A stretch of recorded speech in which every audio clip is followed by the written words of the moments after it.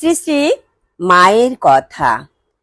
আজ আমরা মায়ের কথা শুনব মাতাজি বেদান্ত প্রাণার লেখা লোকজননী শীর্ষক লেখাটি থেকে। মায়ের এই জগতের বহির্ভূত নয় গৃহপালিত পশু পাখি জীবজন্তুও। পোষা চন্দনা গঙ্গারাম সকলের মতো তাকে ডাকত, মা ও মা। মাও উত্তর দিতেন, যাই বাবা যাই, এই বলে পাখিকে ছোলা জল দিয়ে আসতেন। কারণ পাখির মাতৃ সম্বোধনের অর্থই হলো তার খিদে পেয়েছে। বেড়াল মায়ের স্নেহ যত্নে বংশবৃদ্ধি করত নির্ভয়ে। অন্যেরা বিড়ালের দৌরত্বে বিরক্ত, তাদের খুশি করতে মা মাঝে মাঝে ছদ্ম কোপে লাঠি তুলে নিতেন হাতে। কিন্তু ভীত বেড়াল আশ্রয় নিত মায়েরই পায়ে। মাও সঙ্গে সঙ্গে লাঠি ফেলে দিতেন।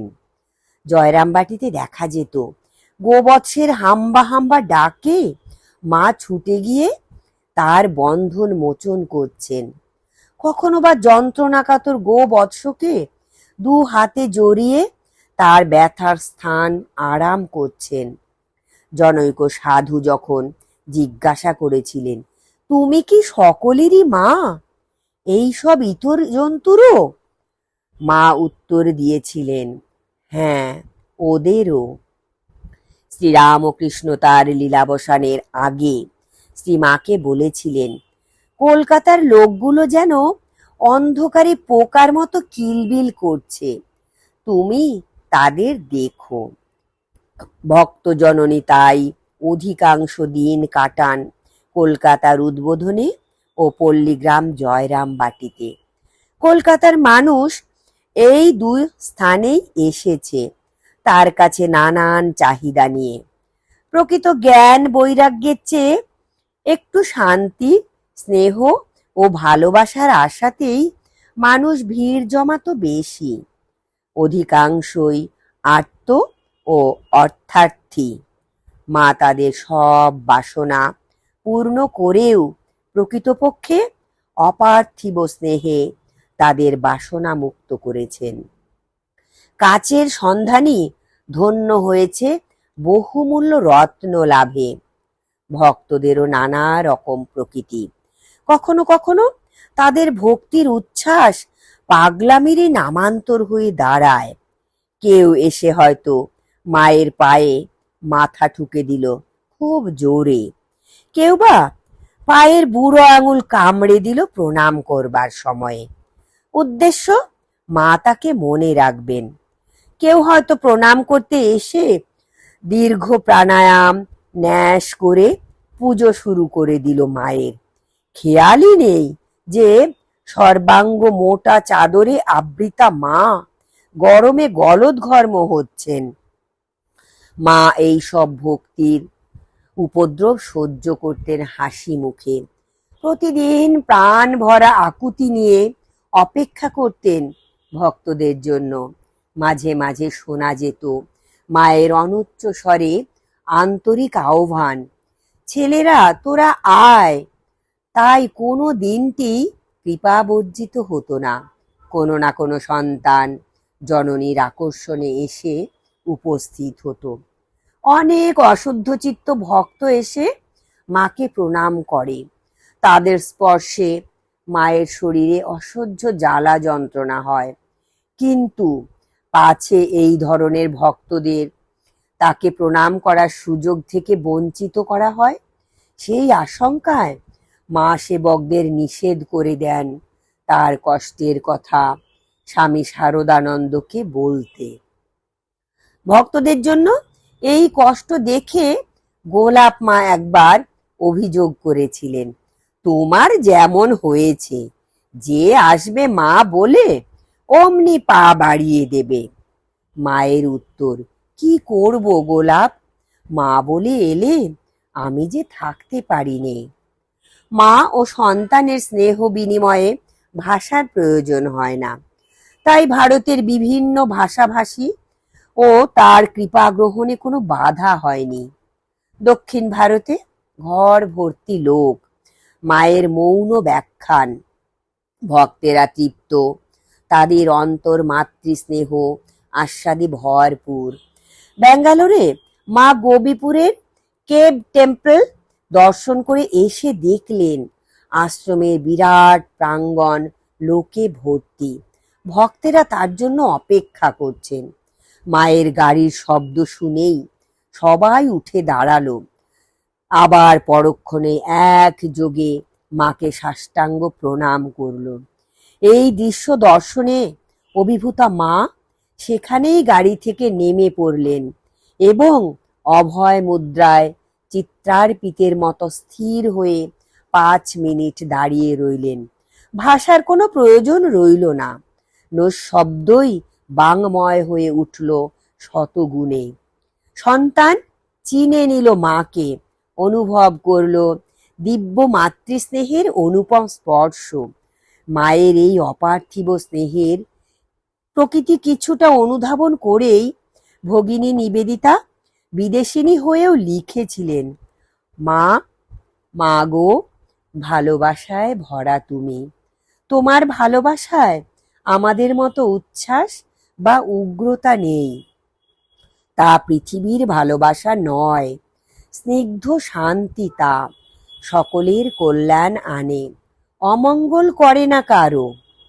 বস্তুত সম্পূর্ণ ভিন্ন সংস্কৃতির বিদেশি সন্তানরাও পলকে মাকে চিনে নিত আপন করে। বাগবাজারে একবার একটি অপরিচিত বিদেশি মহিলা মাকে দর্শন করতে আসেন। মা প্রথমে পাশ্চাত্য রীতি অনুযায়ী হাত বাড়িয়ে তাকে অভিনন্দন জানালেন, পরে তার মুখে হাত দিয়ে চুমু খেলেন। মেমটি এসেছেন তার অসুস্থা কন্যার জন্য মায়ের আশীর্বাদ ভিক্ষা করতে। মা বললেন, আমি প্রার্থনা করব তোমার মেয়ের জন্য ভালো হবে। বিদেশিনী মায়ের এক কথায় খুব আশ্বস্ত হলেন, পরিষ্কার বাংলায় বললেন, তবে আর ভাবনা নাই, আপনি যখন বলিতেছেন ভালো হইবে, তখন ভালো হইবেই, নিশ্চয় নিশ্চয় নিশ্চয়।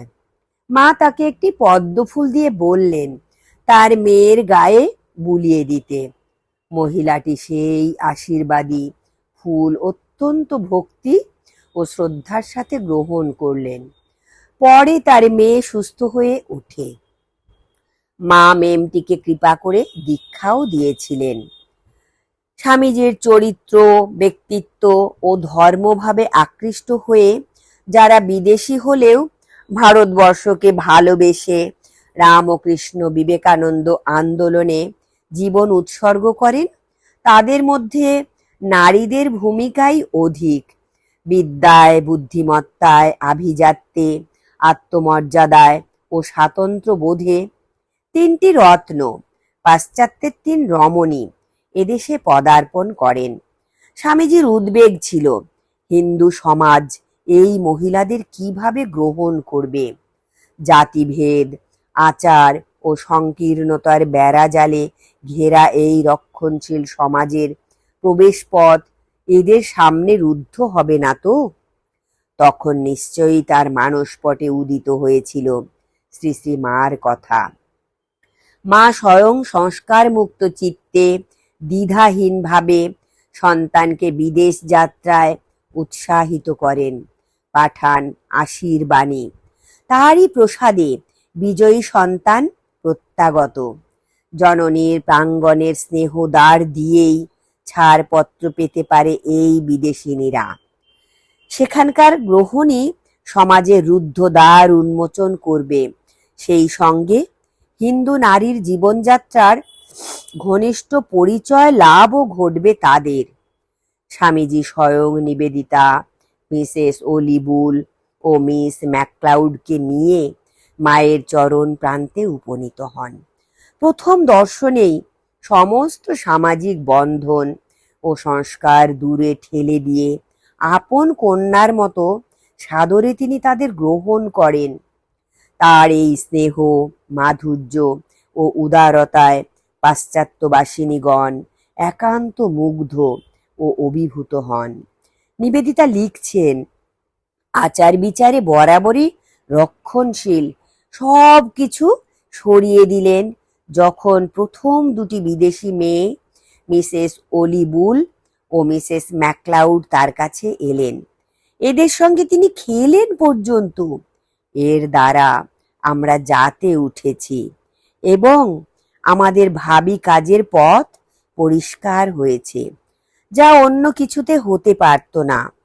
মায়ের এই উদারতা স্বামীজিকে কি পরিমাণ বিস্মিত ও উল্লসিত করে তার প্রমাণ স্বামী রামকৃষ্ণানন্দকে লেখা তার পত্র।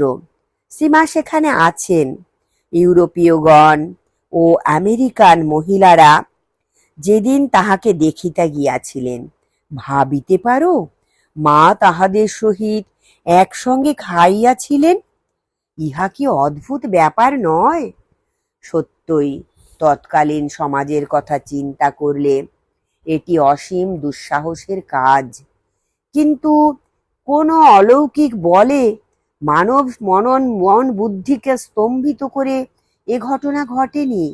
মায়ের অন্তরে যে সন্তান স্নেহের উৎসার অনুক্ষণ দুর্বার, তার কাছে অন্য যে কোনো সামাজিক বিচারই সব সময় খড়কুটোর মতো ভেসে যেত।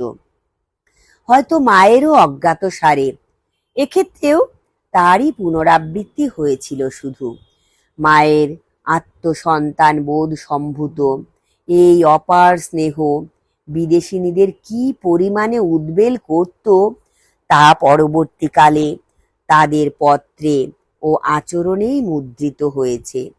মায়ের এই 3 কন্যাই তার সাক্ষাৎকারের দিনটি পবিত্র স্মৃতির মতন রক্ষা করেছেন। আমেরিকার অতি সম্ভ্রান্ত বংশজাতা মিসেস বুল সীমার সম্বন্ধে অধ্যাপক ম্যাক্স মুলারকে লিখছেন, আমরাই প্রথম বিদেশি যারা শ্রীরামকৃষ্ণের বিধবা পত্নী সারদা দেবীকে দর্শন করার অনুমতি পেয়েছি। তিনি আমার মেয়েরা বলে আমাদের গ্রহণ করলেন, আমাদের একেবারেই অপরিচিত ভাবে দেখলেন না। দারিদ্র্য ও ব্রহ্মচর্যের ব্রত নিয়েছেন তিনি, ত্যাগ করেছেন গর্ভধারিণী জননীর সাধারণ আনন্দ, কিন্তু হয়ে উঠেছেন বহু সন্তানের আধ্যাত্মিক জননী। সদাশয়া এই মহিলাকে স্বামীজি কখনো মা, কখনো ধীরা মাতা বলে সম্বোধন করতেন। শ্রী শ্রী মার সঙ্গে ভাব বিনিময় না ঘটলেও ভাবের বিনিময়ে তার হৃদয় মাতৃস্নেহে পরিপূর্ণ হয়। তাই ফিরে যাবার আগে মায়ের একটি ফটো নিয়ে যেতে ব্যাকুল হন।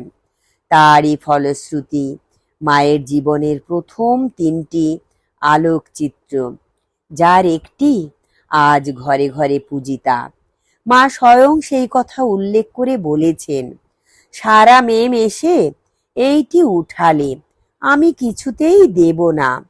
সে অনেক করে বললে, মা আমি আমেরিকায় গিয়ে পূজা করব। তাই শেষে এই ছবি উঠায়। এই বিদেশিনীর আন্তরিক টানে, ভক্তির টানে মা অত্যন্ত লজ্জাশীলা হয়েও ইংরেজ ফটোগ্রাফারের সামনে বসে ফটো তোলেন। মার ওই প্রতিকৃতির জন্য সকলেই আজ তার বুলের কাছে কৃতজ্ঞ। মিস জোসেফিন ম্যাকলাউড ছিলেন নিউ ইয়র্ক সমাজের এক প্রতিপত্তি সম্পন্না মহিলা এবং স্বামীজির সঙ্গে তার নিবিড় বন্ধুত্বও গড়ে ওঠে। অসাধারণ বুদ্ধিমত্তা ও বিচক্ষণতা তার বৈশিষ্ট্য ছিল। তিনিও যে প্রথম সাক্ষাতেই শ্রী মাকে জগন্মাতা রূপে অনুভব করেন, ভগিনী নিবেদিতার পত্রই তার প্রমাণ। তুমি একে, সারদা দেবীকে, মা বলে ডাকতে শিখিয়েছ। চিরমাতৃত্বের বিগ্রহ রূপিণী এই মায়ের দর্শন ম্যাকলাউডকে কি পরিমাণ আত্মহারা ও উদ্বেল করত, তার একটি অপূর্ব চিত্র পাই স্বামী গম্ভীরানন্দের গ্রন্থে। উদ্বোধনে শ্রী মাকে দর্শন করে ফিরছেন তিনি। অতিথি ভবনের পথে এগিয়ে যাচ্ছেন। সঙ্গী ব্রহ্মচারী আসিয়া শুনিলেন। তিনি আপন মনে থামিয়া থামিয়া অস্ফুট স্বরে ভাবের ঘোরে ইংরেজিতে বলিতেছেন, আমি তাকে দেখেছি, আমি তাকে দেখেছি। অকস্মাৎ ব্রহ্মচারীকে নিকটে পাইয়া তিনি তাহার কানের কাছে মুখ আনিয়া বলিলেন, পবিত্রতা স্বরূপিণী মা, আমি তাকে দেখেছি। 200 গজ পথ তিনি ভাবের উল্লাসেই চলিলেন। কোথায় পা পড়িতেছে হুঁশ নাই, আর মাঝে মাঝে মা শব্দ উচ্চারণ করিয়া 2-1টি স্বগতোক্তি করিতেছেন। জয় ঠাকুর, জয় মা, প্রণাম মাগো।